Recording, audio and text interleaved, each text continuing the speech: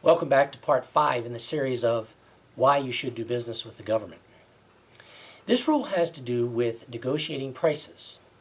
When you're dealing with the government and you're doing a cost-type contract, if you have competition, in other words, you have put a proposal together and you've competed on the contract, then it's not likely that this is going to be a factor in your contract because that situation is an exemption to the rule I'm going to give you. This rule says that if it is, for example, a sole source contract, doesn't fit any of the other exemptions, and keep in mind, after the award of the contract, the amendments to the contract could be considered sole source awards. Therefore, this rule could apply to your contract even if it didn't at the outset.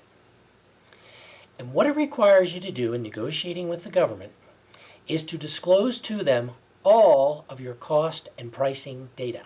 Now, do you sit down at the negotiating table with your suppliers, vendors, your customers, and immediately lay all of your cards out on the table? Of course you don't. That's not how it's done. But with the government, when you are a sole source, and in certain other situations, they can in fact demand that you give them this data. But it doesn't stop there. It's part of the process that some people are concerned about that is referred to as criminalizing the process. Because you see, if you meet the criteria for certified cost and pricing data, you must certify under legal penalty that in fact all of the data you have given the government is current, complete, and accurate.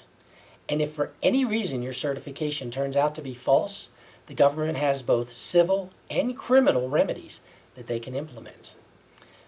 So it's very important that if you are not used to negotiating with the government and you find yourself in a situation that requires certified cost and pricing data, that you make very sure you understand how to make your data current, complete, and accurate under those rules. Now, this has been rule number 5 of why you should do business with the government, but as always, not until you understand the rules. Thanks for your time, and look for a future issue of Part 6.